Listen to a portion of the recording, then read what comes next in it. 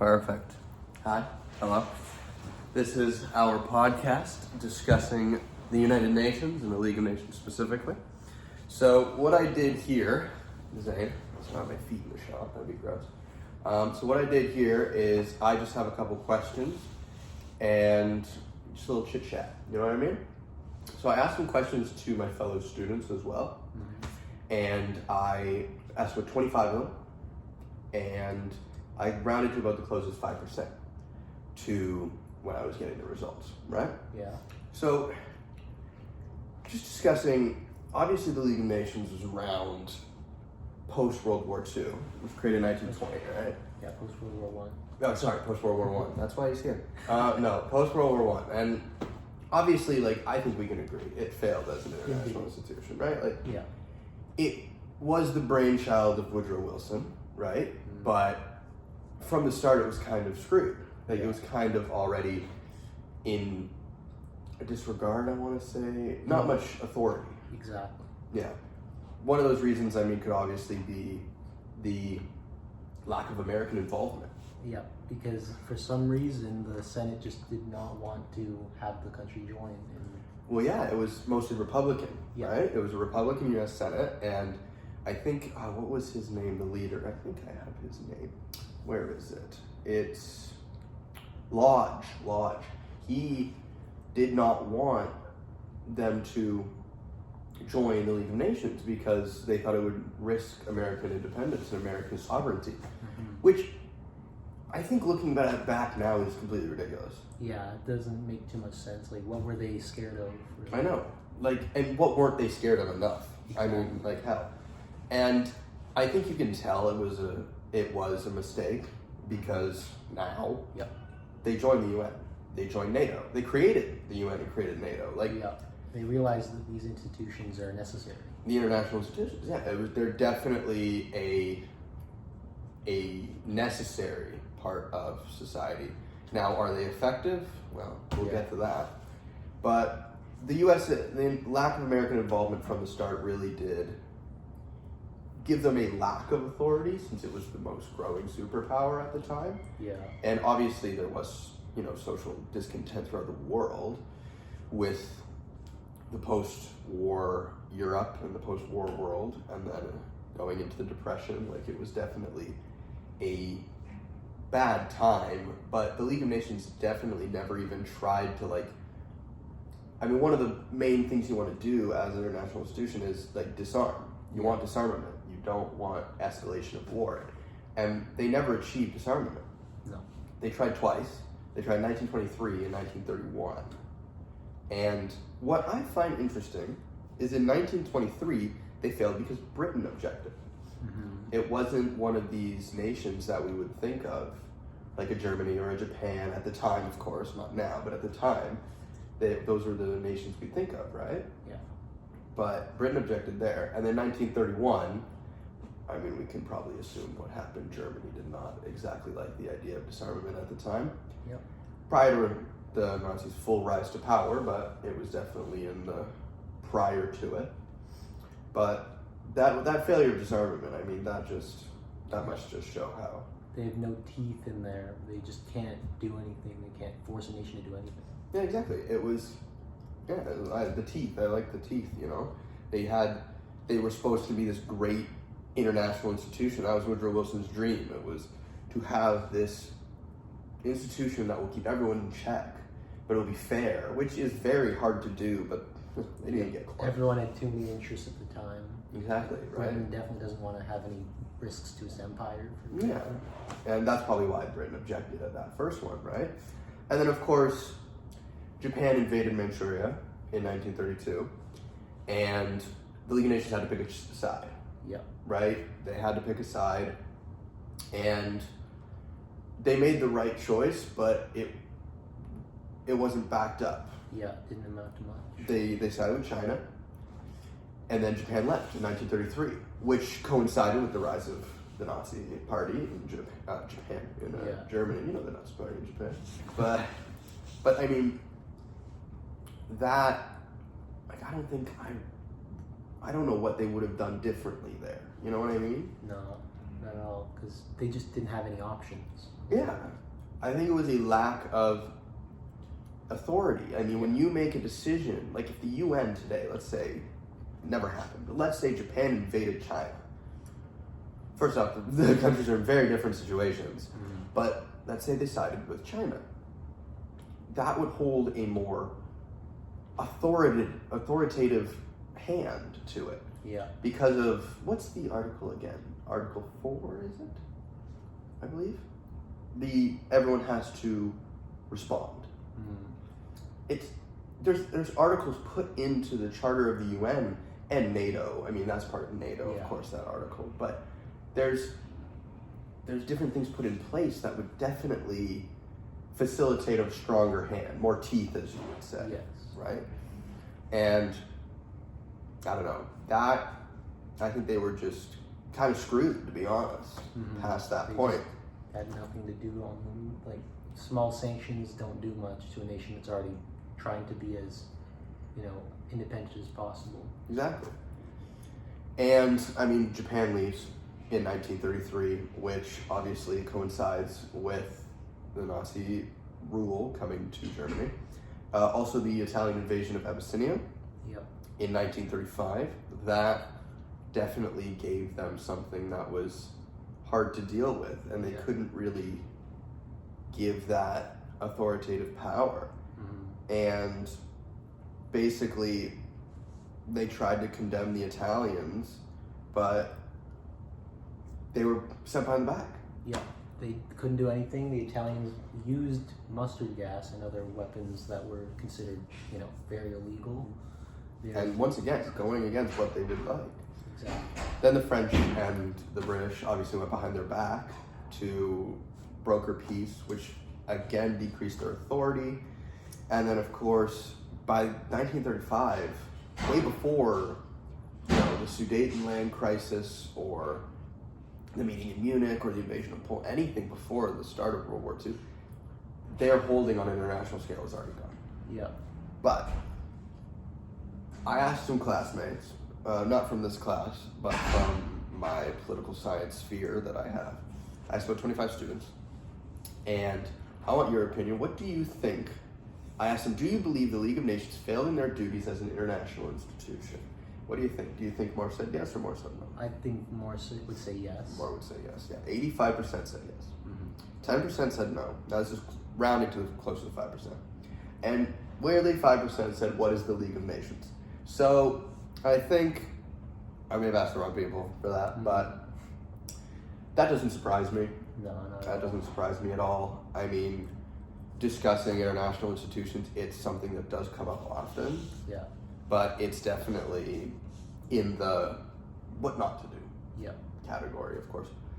But something that I think we really need to focus on is a failure like that cannot happen again because of nuclear weapons. Yeah. Because of what a war would have, like a global scale war, would mean today. Yeah. We can't let that devastating in every way. We say the failure of the League of Nations began the deadliest human conflict ever. The failure of the UN or NATO would lead to the new deadliest conflict of all time. Yeah. Which will probably be the deadliest in history. So, can't happen again, right? So that brings me to the main topic, which is the UN and their handling of Ukraine and Russia and multiple wars at this time. Basically, I mean, the UN was created in 1945, November 9th, of course, 51 founding nations, one of us being included.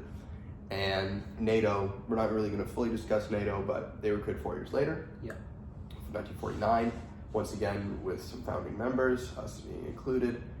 And how do you think they're handling it right now? Like, how do you think it's being done? I mean, there's obviously, they've been tested before as an institution. I mean, they were that international institution throughout the Cold War and the Cuban Missile Crisis. And these were some of the most politically strife times and the most dangerous times. So they've been tested, but I think their new test is coming very soon. And how do you think they've been doing? Like, what do you? I think as much as they can without escalating further. Exactly. Like, they're trying to support Ukraine as much as possible.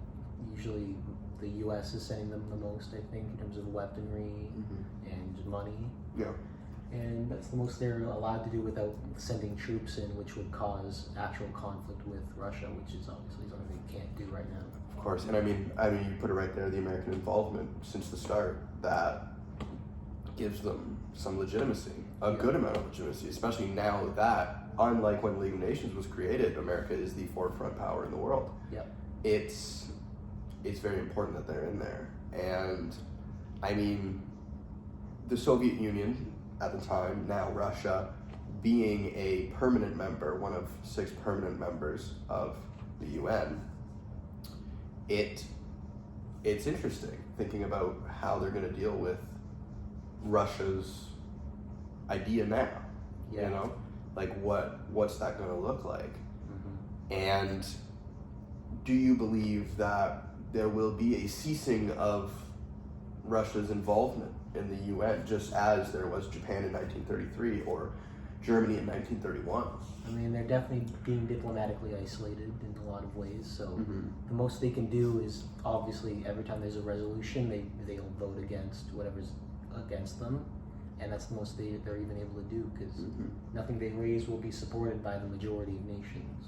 Yeah, because I think, one, the majority of nations, that's very important to say. I mean, they have major nations and so many of them. Like, they have most of the world included. And that gives an air of legitimacy that's needed when you come to an institution that's running international law. Yeah.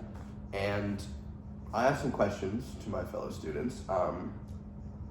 First off, do you believe the war in Ukraine will escalate more than it has already? And do you believe more said yes or no? I think it's going to be a closer one at least, but Yeah.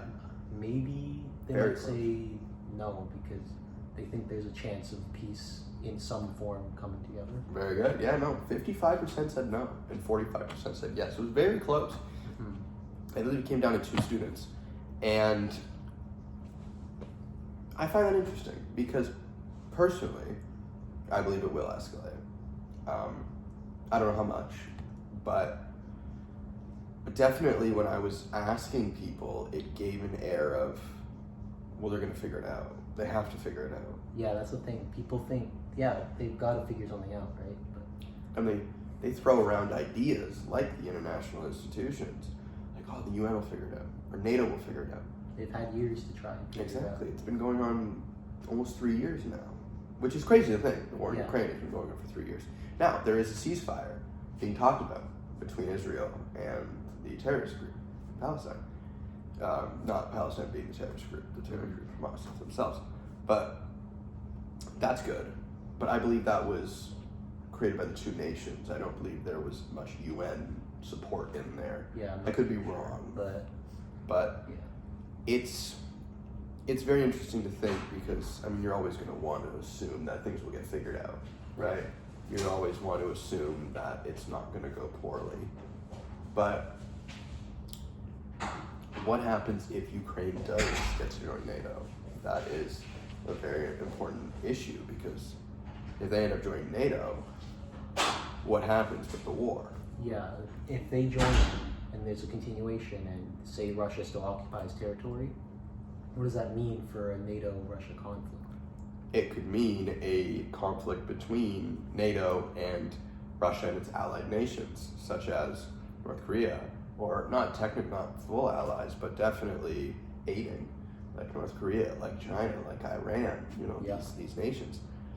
It could spell poorly, which comes to one of my next questions. Do you believe a third world war would lead to nuclear war, is something I asked. And what do you think? Do you think more people said yes or more people said I think the majority of people with a basic understanding probably yes, though there are ideas of more conventional warfare that would last like quite shorter amounts of time, but would be just as devastating in many ways. Yeah, so 65% said yes, and 35% said no. And I think that's a really good stat, because I asked many of the people who said no, I asked them further, and I said, why do you think no? I mean, we have the capability, we have 22,000 nuclear bombs on this planet. We can destroy all biological life on Earth 55 times over. Those are UN numbers. And so the UN is very clearly aware of this. Yeah. And I asked them, and they said, I just don't think humans would have the capability of destroying themselves. I don't think a human, unless they are pure evil, unless they have no, like, if they agree, and I mean, this is why the Cold War never truly became a hot war. It was, many of them said, I don't believe. Some were like, I just couldn't fathom. I have to say no, because I can't imagine that happening to the human race. Mm-hmm. And two, they would say, I just don't think a human would be able to do that to themselves, because they send one, they know it's coming back. Yeah. You know? And some did say the UN would put in effect not a ban, but a limited use of nuclear warheads. We're saying, look, this is mutually assured destruction. Yeah. And that sort of turns into a NATO problem once war has already begun, of course. But UN and NATO have been working together since 1999, like the late 90s, they've been working together. So it's definitely, I think, if war was to break out, I think the UN would have to shift their policies from preventing war to, make sure the human race isn't wiped out. And that's something just incredibly scary to think about. Mm-hmm. But I asked somebody, or the 25, do you believe the UN has been more effective than the League of Nations? What do you believe? Most people would say yes. That is the 100% yes answer. Yeah. No, other than the ones who did not know the League of Nations, I took those out for this for the next question. But 100% said yes. Who knew, had basic knowledge about it. They said World War II started, nothing came of the Cold War. That was a lot of the main opinions about that. Yeah. They cited many of the charters within the UN and UN peacekeeping, NATO, like all of these different institutions working together really did help prevent war, and currently is. Mm-hmm. Because maybe not just like straight up stopping war, they're just in the background, Yeah. And they have that authority about them. Now it's bending. It is bending their authority. Like, of course, the Russo-Ukrainian war, the war in Palestine, like it's bending. Yeah. But will it break is the question. Will the UN and these institutions allow them to break? Which I don't believe they will, personally. But then I asked a question. For the previous question, the UN being more effective than the League, would you change your answer to that question if a global scale war was to break out in the coming future?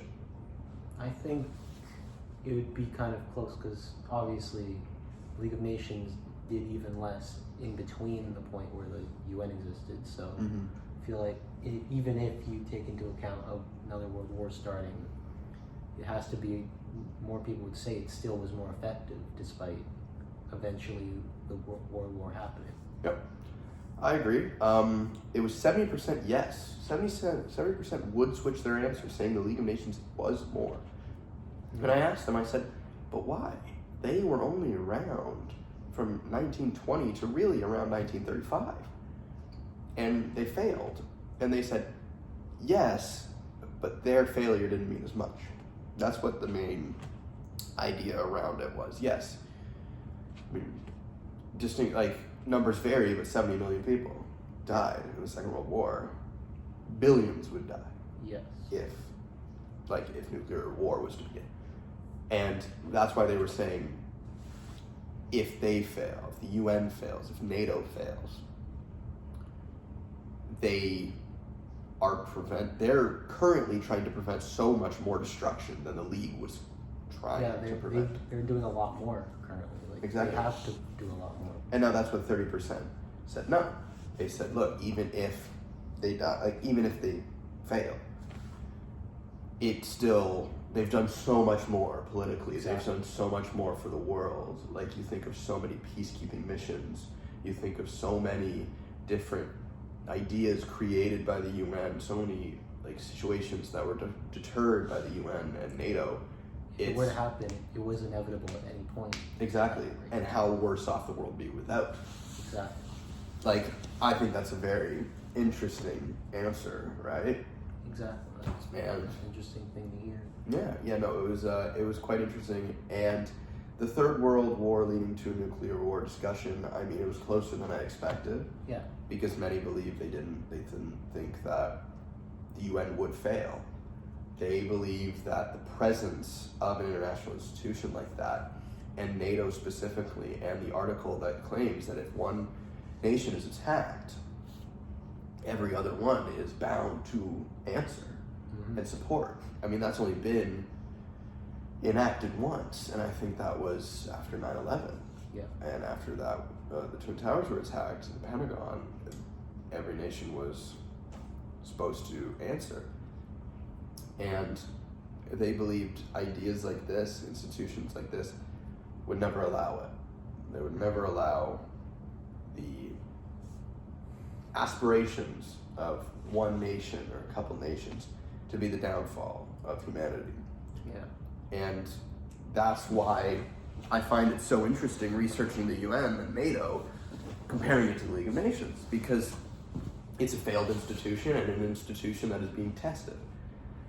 Both international, both really brain children of a victorious nation or nations in World War II and World War I, but they're very different in multiple ways, right?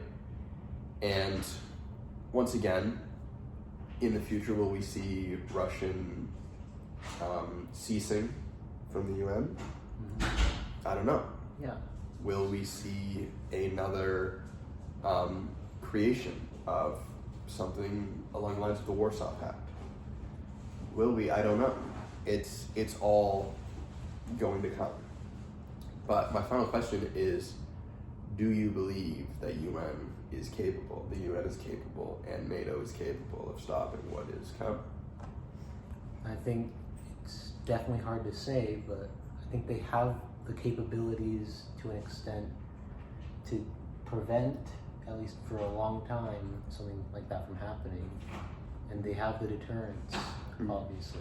So it would take a very major thing to happen for it to be extensively tested. Yep. I completely agree. Yeah. I believe, one, they have so much more influence than the League of Nations. They've had it since the creation.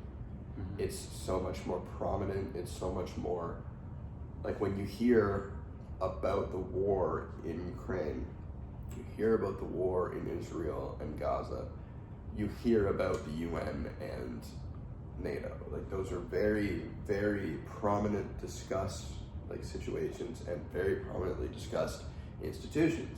Yeah. Meanwhile, when you were hearing the lead up to World War II, my apologies, they were never discussed. They were never really consulted. They were a joke. And I don't think the other two they're not treated like that. Yeah. And also, I think they recognize the importance of their job. I think they really, I don't know if you've ever been to the NATO headquarters. They have they have artifacts from many different, gifted by nations, but many different historical battles or historical wrongdoings. There's a part of the Twin Towers there. There's, I believe, a burnt Nazi flag there. There's all these different symbols that really remind them of what they are preventing, right? And one interesting question I did not actually bring up to the students I was asking, but I wanted to after, was should they put a limit on the advancement and testing of nuclear weapons? Because I think we can both agree, and most can agree, nuclear weapons were a mistake by humanity. Something that never should have been created. It was created basically so the Nazis didn't get it, right? Yeah. And do you believe that the UN should have, maybe even when the Nazis were defeated, they should have immediately put a stop to, once Japan was defeated, they should have put a stop to the Manhattan Project and put a stop to any further nuclear projects, or was that predestined by the arms race? Or should they now and say, look, tensions are rising, we need to put a limit here, we need to stop this?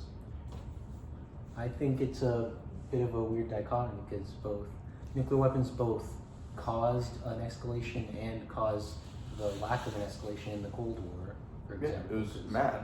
Not mutually assured destruction. You can't have conventional warfare if you're losing the other side. You just get nuked because you'll try and stop yourself from losing. And nowadays, it'd probably be even more so because, say, a war with China or Russia, for example, if they were to be pushed back even a little bit, they would probably threaten nuclear war so that they wouldn't lose everything. Yeah, it's definitely like, because if you're gonna shoot them, he's gonna shoot you right back. Like, exactly. You can't. It's definitely a dichotomy, and maybe the end of the dichotomy is the UN, is NATO. Maybe they are in the middle, right? And that's something that we must see. And personally, I believe that at least NATO in some parts, because when it goes to war, NATO has a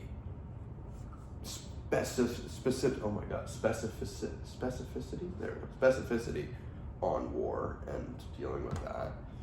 And then the UN also could mediate this, constant, standoff we've had since these weapons have been created. I believe that's their job, and I believe that they should do that job. Now, how they would do it, it's hard to discuss. It's hard to fathom how you would do it, but it's what they're there for, Yeah. That's their job, right? And I don't know. I think it's a very tension-filled time, and with the election of Donald Trump as the president, 47th president of the United States, how do you think that will affect I think everything going on, and even with the UN and NATO? His policies with NATO and potential policy for NATO of trying to get other members to up their spending, despite some countries not being capable realistically of doing it to an extent. Like Canada, for example, doesn't want to raise its spending because it can barely handle its deployment in, for example, Latvia currently. It's very taxing. Yeah. So him doing that kind of causes inter-country tensions within NATO even. And also, if you look at the NATO military budget, I think 3/4 of it is America. Yeah. It's roughly ridiculous. It's completely and utterly ridiculous. Now, this is, again, America didn't join the League of Nations. Now, they didn't have the military spending they do now back then, but they've definitely been known as a nation for military spending. What would happen if